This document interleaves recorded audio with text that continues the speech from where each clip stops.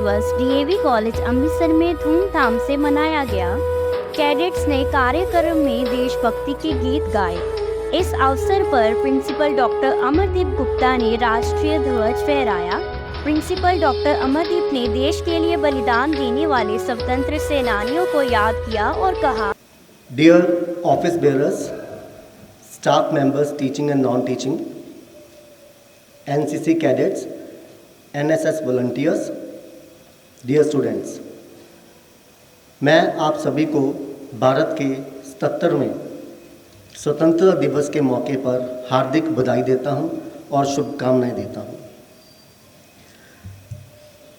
आज ही का दिन अपनी स्वतंत्रता दिवस को याद करने का तो है ही है, लेकिन ये स्वतंत्रता हमें जिन वीर जवानों की शहादत की बदौलत मिली है, उनको भी हमें आज के दिन याद करने का मौका मिला है। आज का दिन उन सभी शहीदों को प्रणाम करने का दिन है। आज का दिन जल थल वायु के सभी उन जवानों को प्रणाम करने का दिन है, जिनकी वजह से हमें स्वतंत्रता जब मिली उसके बाद आज भी हम अखंडता का रूप धारण करते हुए आज भी यही भारत अभिन्न सबसे अलग एक हमारा भारतवर्ष है, जिसने कई चुनौतियों का सामना करते हुए आज इतनी ज़्यादा डेवलपमेंट की है, वो सबको ज्ञात है। उन सारी जितनी भी भारत ने प्रगतिशील भारत रहा है, उन सभी बातों का जिक्र तो एक इस समय पे नहीं हो सकता, लेकिन कुछ विशेष उपलब्धियों के बारे में मैं ज़रूर बात करना चाहता हूँ। जब भारत आज़ाद हुआ था तो बहुत ही कम जो हमारे रिसोर्स थे वो थे हमारे पास, लेकिन भारत ने जब भारत के प्रधानमंत्री तब के जो प्रधानमंत्री थे, तब के जो राजनेता थे, उन्होंने अपनी सूझबूझ दिखाते हुए डैम की तरफ जो भाखड़ा डैम बनाया गया और भी कई सारे डैम्स का जो उन्होंने उद्घाटन किया, उसको चलाया, उसकी वजह से हमारा कृषि जो प्रस्तार है वो हुआ। हमारा भारतवर्ष क्योंकि कृषि के ऊपर बहुत ज़्यादा डिपेंड करता है। मैं याद करवाना चाहूँगा यहाँ पर आज की जनरेशन को कि जब हम छोटे थे हम भी सुना करते थे, जब स्वतंत्रता दिवस पे भाषण हुआ करता था। हमें याद है जब एक बार बात चली कि अमेरिका ने भारत को अनाज देने के लिए मना कर दिया था और सारा अनाज अपना समुद्र में डाल दिया था। भारत ने तब ठाना कि हमें अपने ऊपर सेल्फ डिपेंडेंट होना पड़ेगा। हमें विदेशी जो ताकतें हैं, जो वेस्टर्न कल्चर है, जो वेस्टर्न जो देश हैं, उनके ऊपर हमें डिपेंड नहीं करना है। तो भारत के सभी भारतवासियों ने एक दिन का व्रत का रखने का जो है वो एक कदम उठाया, जिससे हम सब अपने आप में सफिशिएंट हो सके।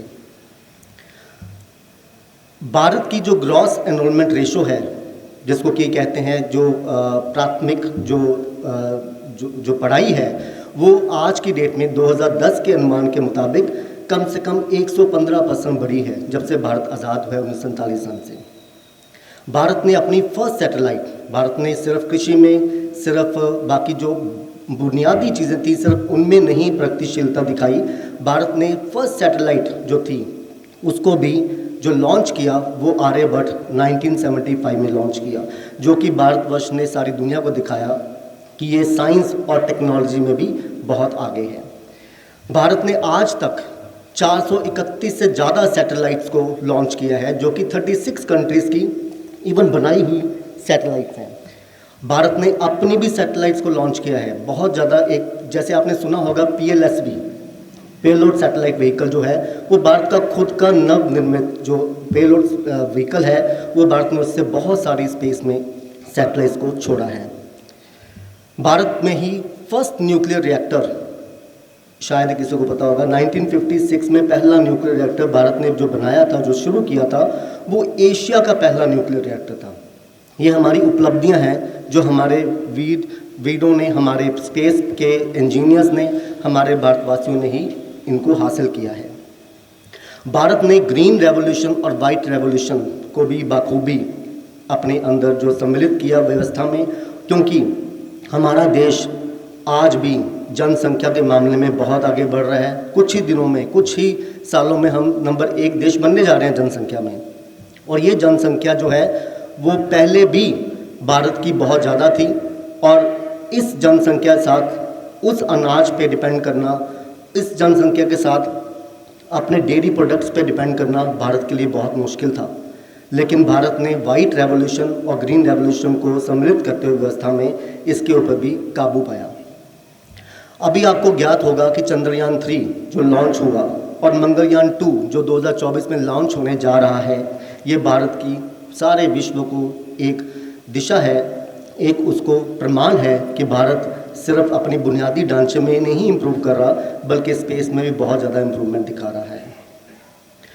भारत ने जब कोविड-19 हुआ तो दवाइयों का जो संग्रह भारत ने सारे विश्व को प्रदान किया कोविड-19 का, वो अपने आप में ही एक उदाहरण है कि भारत दवाइयों के जो क्षेत्र में भी, मेडिसिन की फील्ड में भी बहुत आगे है। भारत एक 3rd लार्जेस्ट कंट्री है स्टार्टअप्स में। ये डाटा सेंट्रल गवर्नमेंट ने इशू किया है 31 मई 2023 तक का कि भारत स्टार्टअप्स में 3rd लार्जेस्ट कंट्री बन गई है। और जिसमें कि आपको बड़े गर्व की बात हमारे लिए ये जानते हुए कि 99,000 से ज़्यादा स्टार्टअप्स हमारी यंग जनरेशन ने ही दिए हैं। और ये स्टार्टअप्स ऐसे स्टार्टअप्स हैं जो कि जिनमें से कम से कम 200 स्टार्टअप्स यूनिकॉर्न बने हैं। यह भारतवर्ष के लिए अपने आप में बहुत बड़ी उपलब्धि है और हम सबके लिए गर्व की बात है। भारत ने वुमेन एम्पावरमेंट को भी बहुत ज़्यादा विशेषता दी है। जब भारत आज़ाद हुआ था तब 1947 सन में या उससे पहले सबको पता है, जिन्होंने हिस्ट्री पढ़ी है उनको पता होगा कि एक जो बच्ची है, जो जेंडर हमारा फीमेल जेंडर है, उसके साथ कितनी पार्शियलिटी हुआ करती थी। लेकिन आज की डेट में हमने एक व्यवस्था को बनाते हुए अपने जितने हमारे जो गर्ल स्टूडेंट्स हैं, जितने हमारी जो जेंडर फीमेल जेंडर है, उनको बराबरी का हक देते हुए उनको आगे बढ़ाया है। और आप सभी ने भी, लड़कियों ने भी लड़कों के मुकाबले में ज़्यादा प्रगति दिखाते हुए हमारे भारत का जो मान है वो बढ़ाया है। चाहे वो क्षेत्र फिर जल थल वायु सेना का हो, चाहे वो क्षेत्र स्पेस का हो, चाहे वो क्षेत्र मेडिसिन का हो, चाहे वो क्षेत्र एग्रीकल्चर का हो, चाहे वो क्षेत्र किसी भी फील्ड का हो, हर क्षेत्र में लड़कियों ने बाजी मारी है। ये हम सब के लिए गौरव की बात है। कहाँ 1947 सन में जब भारत आज़ाद हुआ था तब की दशा और आज की दशा में बहुत ज़्यादा फर्क है। इस सबको हमें मान होना चाहिए। भारत की इंटरनल प्रॉब्लम्स इतनी ज़्यादा हैं, सबको पता है कि कहीं ना कहीं कोई ना कोई घटना घटित होती रहती है, लेकिन इसके बावजूद भारत ने अपनी अखंडता को आज तक कायम रखा है। ये हम सब के लिए बहुत बहुत मान की बात है। प्यारे विद्यार्थियों, भारत बड़ी जल्दी, वैसे तो आज भी कहते हैं कि भारत में सबसे ज़्यादा युवा जनसंख्या है, लेकिन आंकड़ों के मुताबिक बहुत जल्दी कुछ ही सालों के अंदर भारत में 35 साल से कम आयु के जो भी सिटीजन्स होंगे उनकी संख्या पूरे विश्व में के मुकाबले में सबसे ज़्यादा होने जा रही है। ये आप सभी का कर्तव्य है कि जो गौरवशाली भारत का जो इतिहास आपने जाना है, आपने पढ़ा है, आपको ज्ञात है, उसको आगे बढ़ाने के लिए, उसको और आगे प्रगतिशीलता के रास्ते पे चलाने के लिए आप सभी युवाओं का बहुत बड़ा एक कर्तव्य है और आपको ये कर्तव्य निभाना है। ये आपको कर्तव्य जो निभाना है, ये आपको, जैसे आप लोग आज इतना ज़्यादा आगे अपनी हर फील्ड में आगे बढ़ रहे हैं, ये आपका फ़र्ज़ है कि आप इसी तरह से मेहनत करते हुए हमारे भारत का जो गौरवशाली इतिहास है उसको और आगे बढ़ाएं और इस भारत को विश्व गुरु बनाएं। मैं साथ ही यहाँ पर युवा भारतीय जो हैं उनको एक संदेश देना चाहता हूँ कि हमें हर तरह से मेहनत करनी है, भारत को आगे बढ़ाना है, लेकिन हमें अपना जो ढांचा, सामाजिक ढांचा है, उसको भी सुधारने की बहुत ज़रूरत है। हमें किसी न किसी विशेष दिन के दिन अपनी सामाजिक कार्य को भी करना चाहिए।